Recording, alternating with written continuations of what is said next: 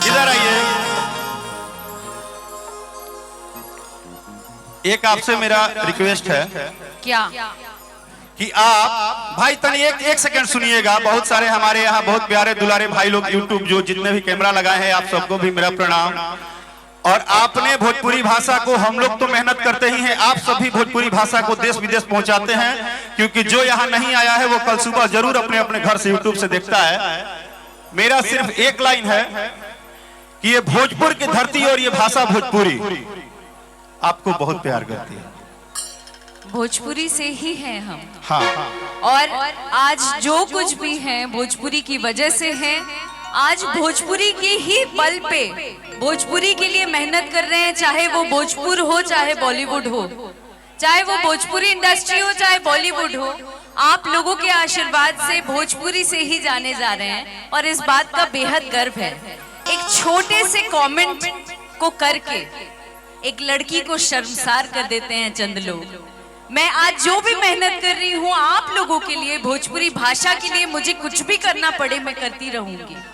और ये बड़े फक्र के साथ कहती हूँ, आपका आशीर्वाद अगर रहा तो मुझे लग रहा है पूरी दुनिया में गड़गड़ाऊंगी और भोजपुरी भाषा को अपने माध्यम से और आगे ले जाने की कोशिश करूंगी। उम्मीद है आप लोग साथ देंगे ना?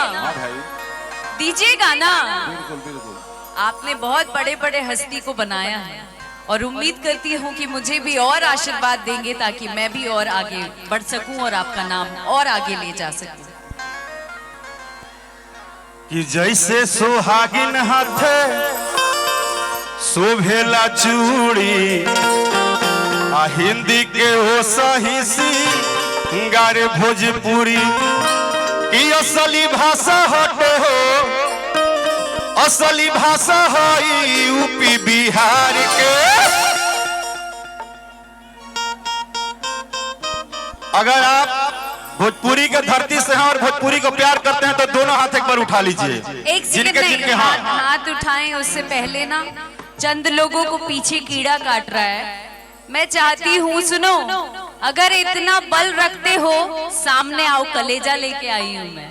हल्के में नहीं लेना अक्षरा सिंह को भैया, ऐसे ही शेरनी का नाम गड़गड़ा नहीं रही हो। इधर आओ, सामने आओ, सामने।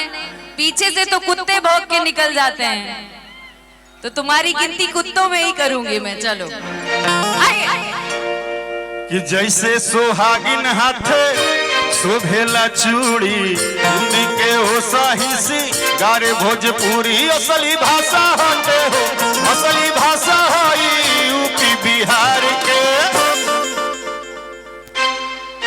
ये गाना अगर एक लाइन हम गावत नहीं तो चाहब कि भोजपुरी भाषा के सम्मान में सब लोग हाथ उठा ली, दोनों हाथ जहां तक आवाज जाता हाथ उठा के एक बार ताली बजा के, कि असली भाषा है यूपी बिहार के, जेही लौले बाटे पूरा संसार के, जेही लौले बाटे पूरा संसार के।